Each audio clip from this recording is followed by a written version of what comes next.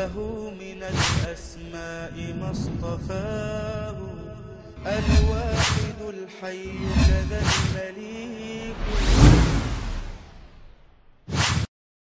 الحمد لله وحده والصلاة والسلام على سيد الرسل وخاتم الأنبياء وعلى آله وأصحابه وأزواجه وذرياته وأتباعه وبارك وسلم تسليما كثيرا كثيرا. أما بعد فأعوذ بالله من الشيطان الرجيم. بسم الله الرحمن الرحيم. إن الذين قالوا ربنا الله ثم استقاموا تتنزل عليهم الملائكة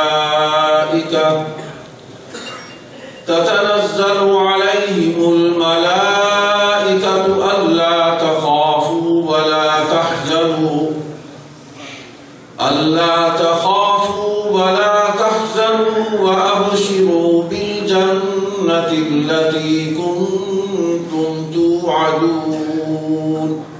سبحان الله. نحن أولياؤكم في الحياة الدنيا وفي الآخرة ولكم فيها ما تشتهي أنفسكم ولكم فيها ما تدعون نزلا من غفور رحيم. قال النبي صلى الله عليه وسلم أنا العاقب والعاقب الذي ليس بعده نبي. صدق الله مولانا العظيم وصدق رسوله النبي الصادق الوعد الأمين. صدر گرامی قدر حضرت مولانا خواجہ عزیز احمد صاحب دامت برکاتہ، برادر محترم حضرت مولانا عبدالرؤوف فاروقی صاحب، علماء کرام،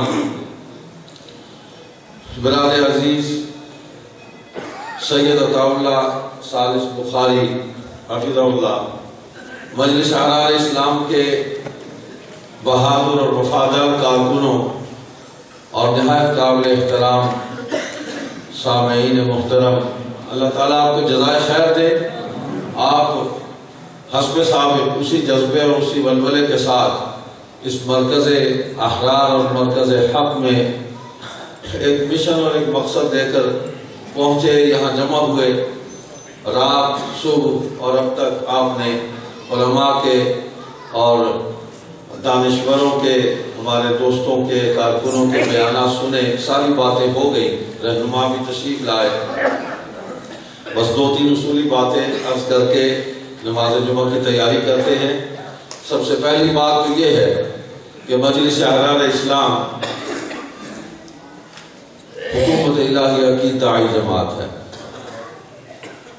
اور برادر محترم نے جیسے فرمایا میں اسی بات کو آگے بڑھاتا ہوں، اور اس کے لیے ہمیں اجتماعی قوت پیدا کرنی ہے.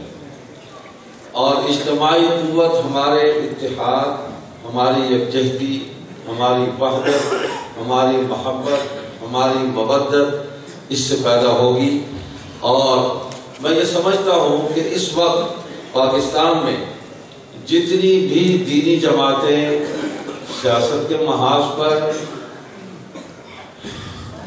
جدوجہد کر رہی ہیں، یا جو جماعتیں خالص دعوتی اور تبلیغی بنیادوں پر کام کر رہی ہیں، وہ سب کی سب دین اسلام کے ساتھ مخلص ہیں، ختم نبوت پر ایمان یقین پختہ رکھتی ہیں، اور ان کی اول و آخر منزل حکومت الہیہ کا قیام ہے.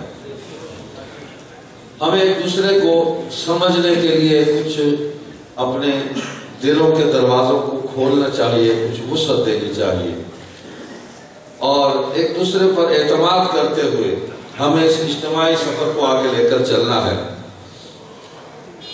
دنیا کے اندر مختلف نظام چل رہے ہیں، جیسے مولانا جمہوریت کی بات کر رہے تھے. میرے مطالعے اور مشاہدے کے مطابق دنیا میں اس وقت کسی بھی ملک میں جمہوریت نہیں ہے. جمہوریت کے نام پر ایک فراڈ ہے، اور سرمایہ دارانہ نظام ہے، کیپٹلزم ہے، اور خاص طبقات کو پروموٹ کر کے دنیا کے اقتدار پر قبضہ کرنا ہے، دنیا کے ملکوں سے دولت کو لوٹنا ہے، اس کے پیچھے یہود و نصارہ ہے، جمہوریت کہیں بھی نہیں ہے۔ اور یہاں بھی جو کچھ ہو رہا ہے یہ جمہوریت نہیں ہے، تماشا ہے، ڈرامہ ہے۔ مذہب کے نام پر بھی یہاں ڈرامے ہو رہے ہیں، سیاست کے نام پر بھی ڈرامے ہو رہے ہیں۔ ہم یہ سمجھتے ہیں مجلس اعلیٰ اسلام نے ہندوستان میں پہلے انتخابات ہوئے 1935 اور 36 میں، اس میں باقاعدہ حصہ لیا، اور پنجاب میں مجلس اعلیٰ اسلام دوسری سیاسی جماعت تھی۔ اس کے علاوہ علاقائی ضمنی انتخاب اس سے پہلے ہوئے، اس میں حصہ لیا، پھر 45 اور 46 میں انتخابات ہوئے، اس میں حصہ لیا۔ پاکستان بننے کے بعد مجلس اعلیٰ اسلام نے عقیدہ ختم نبوت، مسئلہ ختم نبوت، فتنہ قادیانیت، اس کو فوکس کیا کہ یہ طبقہ یہود و نصارہ کی پشت پناہی سے پاکستان کے اقتدار پر قبضہ کرنا چاہتا تھا، اور پاکستان میں یہاں کے مسلمانوں کے ایمان اور عقیدے کو لوٹ رہا تھا۔ ہمارے نزدیک ہمارے بزرگوں نے جو پہلا ہدف اپنا متعین کیا کہ مسلمانوں کے عقائد کو بچایا جائے، اس لوٹ مار سے ان کی حفاظت کی جائے۔ اقتدار کا مسئلہ بعد میں ہم دیکھیں گے، پہلے ہم اپنے بھائیوں کے ایمان اور عقیدے کو بچائیں۔ چنانچہ مجلس اعلیٰ اسلام نے وقتی طور پر سیاست سے علیحدگی کا اعلان کیا کہ ہم انتخابی عمل کا حصہ نہیں ہیں، لیکن حضرت امیر شریعت رحمۃ اللہ علیہ کی یہ تقریر ریکارڈ پر موجود ہے آلات ختم نبوت کانفرنس ملتان میں، کہ اس کا مطلب یہ نہیں کہ ہم اپنے سیاسی، شہری، وطنی حقوق سے بھی دستبردار ہو گئے۔ ہمیں پاکستان میں رہنا ہے، ہم پاکستان کے شہری ہیں، اور پاکستان کا آئین اپنے شہریوں کو جو سیاسی، شہری، سماجی، دینی، اعتقادی جو حقوق دیتا ہے، ہم نے اپنے حقوق سے ایک لمحے کے لیے بھی دستبرداری کو اختیار نہیں کرنا۔ ہم اپنی رائے دیں گے، ملکی معاملات میں پوری قوت اور دیانتداری کے ساتھ اپنی رائے دیں گے، اور اس رائے سے ہم پیچھے نہیں ہٹیں گے۔ تو چنانچہ مجلس اعلیٰ اسلام نے رائے بھی دی، اور پھر سن 55 میں یہاں انتخابات ہوئے، احرار نے انتخابات میں حصہ نہیں لیا، لیکن اس وقت مسلم لیگ کے برسر اقتدار طبقہ نے تقریباً 8 یا 9 قادیانیوں کو ٹکٹ دیا مسلم لیگ کا، مسلمانوں کے ووٹ لینے کے لیے وہ میدان میں آئے، مجلس اعلیٰ نے مہم چلائی اور تمام قادیانی امیدواروں کی ضمانتیں ضبط کروائی۔ ہم سیاسی عمل سے پیچھے کیسے ہٹ سکتے ہیں؟ سیاست یہ بھی ہم ورثہ انبیاء ہے، جیسے مولانا حدیث شریف پڑھ رہے تھے، کانت بنو اسرائیل تسوسهم الانبیاء، حضور علیہ السلام فرماتے ہیں تشریف لائے کہ انبیاء بنی اسرائیل جو ہے وہ اپنی سیاست خود کرتے تھے، اور سیاست کا مطلب یہ ہے کہ اجتماعی معاملات میں مسلمانوں کی امت کی رہنمائی کرنا۔ تو نبی سب سے پہلے نبی ہوتا ہے، اور اس کے بعد وہ سیاستدان بھی ہوتا ہے، وہ امت کا روحانی باپ بھی ہوتا ہے۔ نبی اپنے عہد کے تمام معاملات پر پوری نگاہ رکھتا ہے، نبی کی نگاہ کے پیچھے اللہ کی طاقت اور قوت ہوتی ہے، وحی کی رہنمائی ہوتی ہے، اور نبی اسی رہنمائی سے امت کی رہنمائی کرتا ہے۔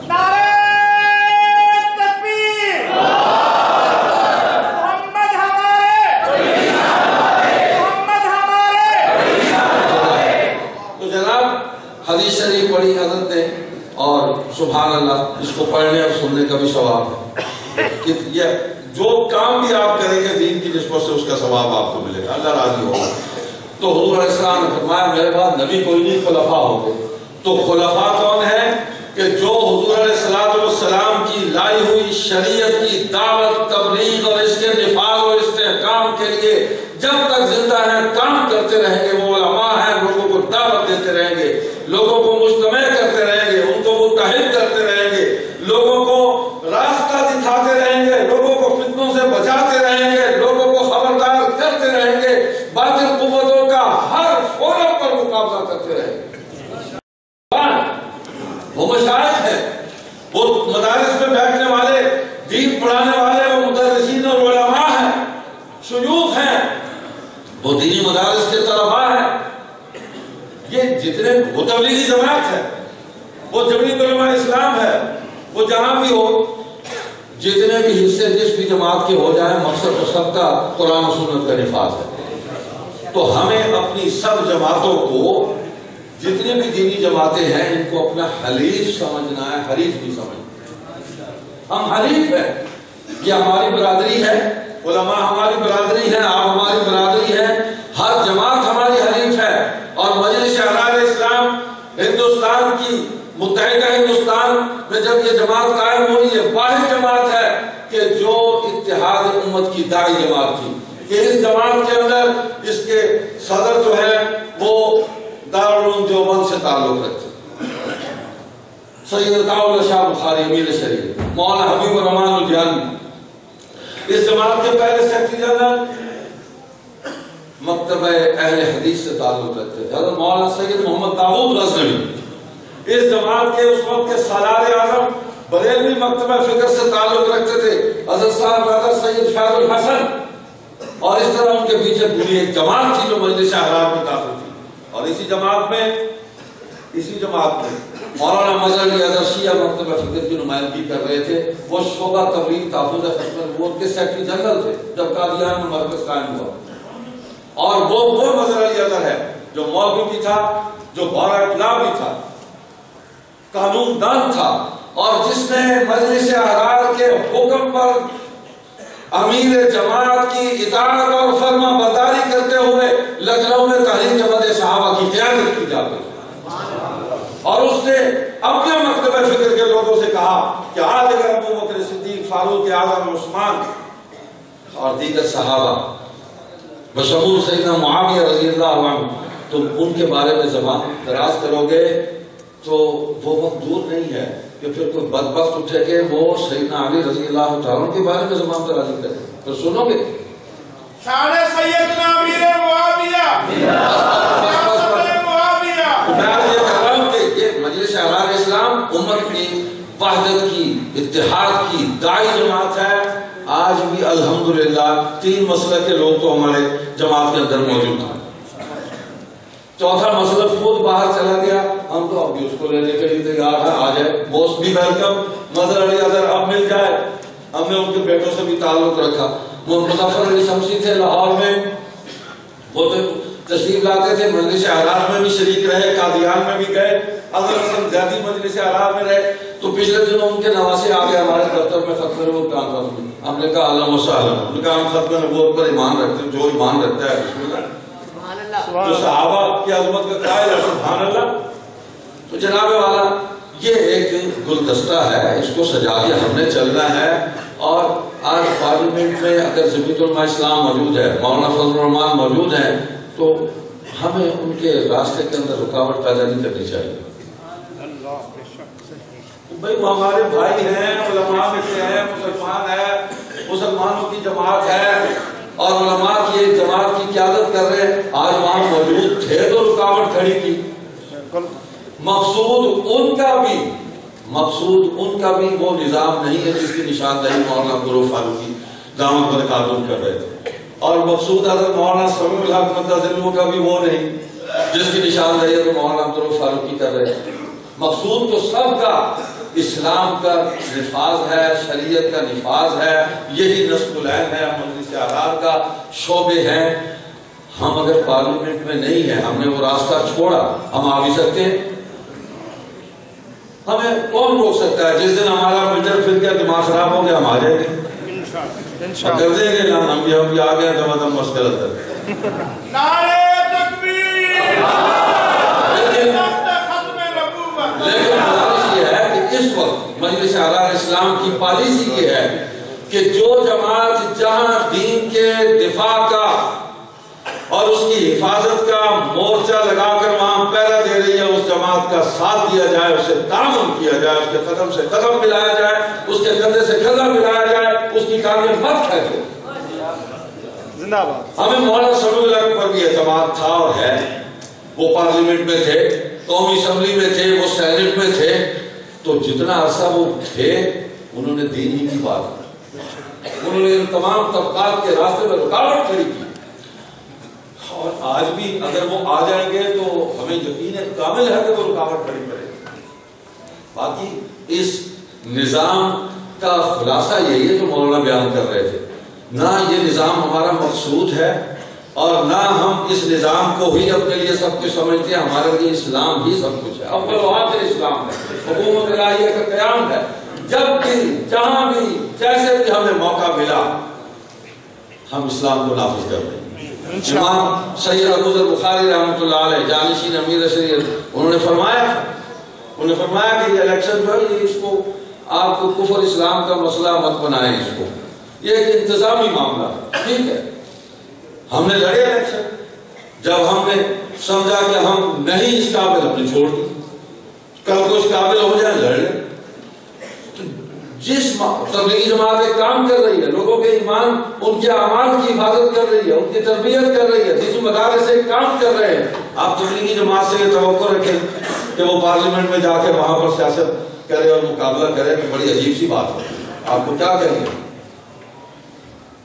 اور وہ ان تحریکی لوگوں سے یہ توقع رکھیں کہ وہ بالکل ہو بہو اسی سانچے میں ڈھل جائیں, یہ بھی مشکل ہے. تو اس اگر سے کوشش کی جاتی ہے اس میں ایک دوسرے کے ساتھ جتنے قدم ہم چل سکتے ہیں ہمیں چلنا. جس کے ساتھ جتنے قدم چل, مدارس پر کو بات آئے گی, ہم اس اجتماعی دھارے کے اندر پوری دینی قوتوں کے ساتھ میدان میں کھڑے ہوں گے. کسی بھی دینی جماعت پر کوئی مشکل اور مصیبت آئی ہم ساتھ کھڑے ہوں گے. اور خدا نخواستہ جس کے حافظ حمداللہ نشاندہی کر رہے تھے, اس ملک پر کو آزمائش آئی تو یہی مولوی ہیں, یہی گاڑیوں والے ہیں, یہی پگڑیوں والے ہیں, یہی قرآن اور حدیث والے ہیں جو اس ملک کی بقا, اس کی سلامتی اور اس کی حفاظت کے لیے سب سے آگے ہوں گے. پھر آپ ہمیں بلائیں گے, یہ بلائیں گے پھر ہمیں کہ مول صاحب ذرا گال سنو, مہربانی کرو, تو بچاؤ, ہم کو رستہ دو. وہ تو روس نے بھی کہا تھا, جس نے کہا تھا کہ ہم نے خدا کو کک آؤٹ کر دیا روس سے, ہم نے کک مار کے نکال دیا ہے. اور جب وہ ہٹلر نے تو تھوڑے سے وہ پیش کسے تو اس نے کہا کہ اپنے اپنے مذہب کے مولویوں کو بلاؤ, عیسائیوں کو کہا اور مسلمانوں کو کہا کہ وہ دعا کریں, اپنے خدا کو بلائیں, ہماری مدد کرے. تو خدا یاد آ گیا, تو خدا یاد آیا. خدا کو نہیں بول سکتے, جتنا مرضی اس کو بلا دے, خدا کھڑا پوری قوت کے ساتھ خدا موجود ہے.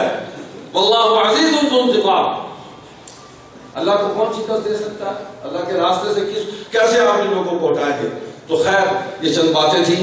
مجلس احرار اسلام آپ سب جماعتوں کی شکر گزار ہے اور ہمیں فخر ہے کہ مجلس احرار اسلام کی سابقہ ساری قیادت اور موجودہ قیادت ہمارا مشائخ سے بھی ہمیشہ تعلق رہا ہے. ہمارے جو مشائخ ہیں نا, وہ آج کل تو شیخ اس کو کہتے ہیں کہ جو کپڑے اتار کے بالکل بیٹھ جائے اس کو شیخ کہنا شروع کر دیا. لیکن ہمارے مشائخ تو اللہ اکبر سنت کے پابند, متبع, عالم, قرآن اور حدیث اور فقہ کے عالم, سنت کے پابند, شریعت کے پابند اور تمام دینی قوتوں کی سرپرستی اور پشت پناہی کرنے والے تھے, ان کی رہنمائی کرنے والے تھے, ان کو خطرات سے بچانے والے تھے. آج حضرت بیٹھے ہیں, حضرت مولانا خواجہ عزیز احمد صاحب دامت برکاتہ اسی کرسی پر, ان کے والد ہمارے محسن اور پاکستان کی تمام دینی جماعتوں کے محسن, تمام دینی قوتوں کے محسن ہمارے شیخ حضرت مولانا خواجہ خان محمد نور اللہ مرتضی, وہ یہاں تشریف فرما ہوتے تھے. ایک پیغام بھیجتے تھے, وہ خاموشی سے یہاں تشریف لے آتے تھے اور ان کی خاموشی کے اندر ہمارے ہزاروں مسائل حل ہو جاتے تھے. وہ سب کے لیے دعائیں کرتے تھے. اور ان سے پہلے حضرت ثانی حضرت مولانا عبداللہ لدھیانوی رحمت اللہ علیہ مجلس احرار پر ان کی پوری سرپرستی تھی, پوری ان کی نگاہ تھی. اور اس سے پہلے حضرت اول حضرت مولانا احمد خان قدس اللہ سرہ العزیز مجلس احرار کی پوری رہنمائی, امیر شریعت کے پشت پر تھے. اور اسی طرح خانقاہ دین پور شریف حضرت خلیفہ غلام محمد صاحب رحمۃ اللہ علیہ, شاہی ان کو قادیان میں دعوت دینے کے لیے آئے کہ قادیان میں ہماری کانفرنس سے تشریف لائیں. 1934 میں اکتوبر میں کانفرنس ہوئی ہے. 3 دن پہلے امیر شریعت حضرت مدنی قاضی احسان مشرف آبادی دین پور شریف میں تھے سالانہ اجتماع, اور حضرت سے درخواست کی کہ حضرت آپ چلیں. میں تو اس لیے آیا ہوں کہ میں آپ کو قادیان میں لے کر چلوں اور ان کو بتاؤں کہ ایک غلام احمد وہ ہے جس کا نام تم لیتے ہو اور اس کی وجہ سے اتنی مخلوق گمراہ ہوگی، اور ایک غلام محمد میں لے کے آیا ہوں جس کو گمراہ دے کر مسلمان ہو جاتے کلمہ پڑھتے، تو حضرت نے فرمایا بیمار ہو جا نہیں سکتا، دعا دو، ان کی دعائیں ہمارے شامل حال تھی۔ اسی طرح کس امروز شریف کی خانقاہ ہے اور وہ ہمارے لیے دعائیں کرتے تھے، اور اسی طرح حضرت تھانوی رحمۃ اللہ علیہ، مولانا محمد اشرف علی تھانوی حکیم الامت، شادیوں کی خدمت میں گئے کہ ہم نے مجلس احرار کے شعبہ تبلیغ بنایا جو سیاست میں کام نہیں کر رہا، ختم نبوت کے تحفظ اور دعوت کے کام کر رہا ہے، آپ ہماری دعا کریں۔ حضرت نے فرمایا اس کی سالانہ فیس کیا ہے؟ رکنیت فیس۔ شاہ جی نے فرمایا 1 روپیہ، فرمایا یہ 20 روپے لو، 20 سال کے لیے مجھے رکن بناؤ، میں تمہارا رکن بنتا ہوں، زندہ رہا تو 20 سال کے بعد تجدید کروں گا، مر گیا تو اللہ قبول کرو۔ سبحان اللہ۔ اور انہوں نے اپیل شائع کی، حضرت مولانا منظور احمد نعمانی رحمۃ اللہ علیہ نے اس دور میں الفرقان میں حضرت تھانوی کی اپیل شائع کی کہ مجلس احرار کے شعبے کے ساتھ تعاون کر کے اس کو مضبوط اور مستحکم کیا ہے۔ تو یہ ساری خانقاہیں، یہ مدارس، یہ اکابر، یہ مشائخ، یہ سب ہماری پشت پر تھے، آج بھی ہیں۔ آج ہماری خوش نصیبی ہے کہ ابھی تشریف لائے ہیں حافظ الحدیث حضرت مولانا محمد عبداللہ درخواستی رحمۃ اللہ علیہ، ان کے فرزند گرامی اور مولانا فضل الرحمان درخواستی، وہ تشریف لائے اور ہماری سرپرستی فرمائی۔ یہ آپ کے سامنے یہ سارا منظر موجود ہے، یہ سب ہمارے بھائی ہیں، ہم سب ان کے بھائی ہیں، ہم سب ایک دوسرے کے حلیف ہیں، اللہ ان کو جزائے خیر دے۔ سفر سے آئے ہیں اور سیدھے یہاں پہنچ گئے۔ مجلس احرار اسلام امیر شریعت کے خاندان کا نام نہیں ہے، مجلس احرار پوری کی پوری ایک خاندان ہے۔ آپ یقین فرمائیں، مجلس احرار اسلام جماعت جو ہے اس کی بڑی عجیب و غریب روایات ہیں۔ یہ جماعت بذات خود ایک خاندان اور ایک برادری ہے، گو کہ حضرت امیر شریعت کے فرزندان نے، جیسے میں نے صبح عرض کیا، اگر وہ مجلس احرار کو نہ سنبھالتے تو جماعت ختم ہو چکی تھی۔ یہ ان کا احسان ہے۔ اور امام سید ابو ذر بخاری رحمۃ اللہ علیہ، ان کو کسی نے کہا، وہ آج بھی ہمارے دوست حیات ہیں اور یاد کرتے ہیں اس بات کو، میں نے کہا کہ شاہ جی اتنی بڑی بڑی دینی جماعتیں موجود ہیں، آپ یہ چھوٹی سی مجلس احرار لے کر رہے ہیں۔ تو انہوں نے کہا، میرے بھائی، میں نے کب کہا کہ میری اتنی بڑی جماعت ہے؟ آپ نے جتنی یہ چھوٹی سی کہی ہے نا، اس کو اور چھوٹا کر دیں۔ آپ جتنی چھوٹی کر سکتے ہیں آپ اتنی کر لیں اور اتنی مان لیں۔ میں اس جماعت کو اس لیے باقی رکھنا چاہتا ہوں کہ اس کے اسٹیج سے 10,000 شہدائے ختم نبوت اپنے خون کی قربانی دی۔ اس جماعت کے اسٹیج سے ہمارے کارکنوں نے، ہمارے رہنماؤں نے 10 سال، 15 سال، 20 سال انہوں نے قید کاٹی ہے، اور مجموعی قید جو ہے وہ 150 سال بنتی ہے اگر تمام جماعت اور کارکنوں کی قید کو جمع کیا جائے۔ میں اس جھنڈے کو کیسے گرنے دوں؟ میری تو خواہش یہ ہے کہ یہ نسبت میرے ساتھ باقی رہے۔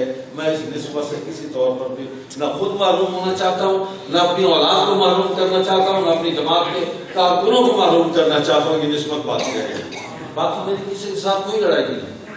انہوں نے دشمن متعین کر دیے، جیسے ان کے فرزند سید محمد معاویہ بخاری دامت برکاتہم آپ کو بتا رہے تھے، یہ انہی کا جملہ ہے کہ ہمارے صرف 3 دشمن ہیں، دشمن خدا، دشمن رسول، دشمن ازواج و اصحاب رسول علیہ السلام۔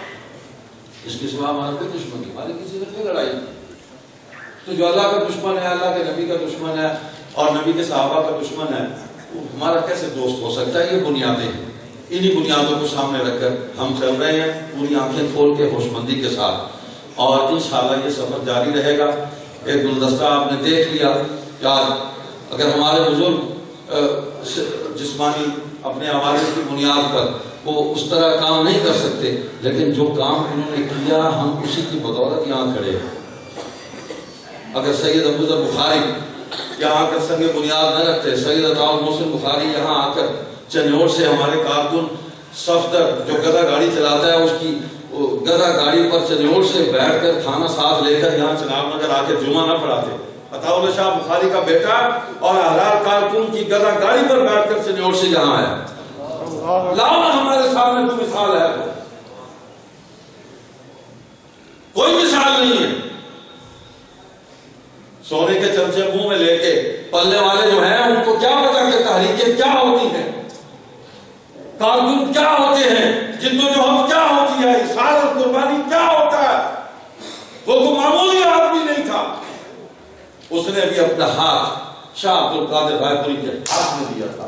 اس کے بھائی جانشین امیر شریعت نے بھی اپنا ہاتھ شاہ عبد القادر رائے پوری کے ہاتھ میں دیا تھا. ان کے خلیفہ تھے, چاروں سلسلوں میں اجازت دی تھی. اور حضرت سید عطاء المومن بخاری دامت برکاتہ نے بھی اپنا ہاتھ شاہ عبد القادر رائے پوری کے ہاتھ میں دیا. اور یہ بھی فرماتے ہیں مجھے یہ شرف بھی حاصل ہے کہ میں حضرت ثانی حضرت عبداللہ لدھیانوی خان کا سراجیہ اودیا والے, میں ان کی خدمت میں رہا تو پھر میں نے ان کی بیعت. اور حضرت پیر کی سید عطاء المحمد بخاری دامت برکاتہ انہوں نے بھی حضرت شاہ عبد القادر رائے پوری سے بیعت کی. یہ سلسلہ ہمارا, اور میں بھی اسی سلسلے سے جڑا ہوا ہوں, بھائی عطا اللہ بھی اسی سلسلے سے جڑے ہوئے. ہمارے میرے بھائی مرحوم تھے وہ خان کا سراجیہ سے, یہ سارے ہمارے اپنے سلسلے ہیں. میرا بھانجا ہے وہ بھی خان کا سراجیہ سے جڑا ہوا.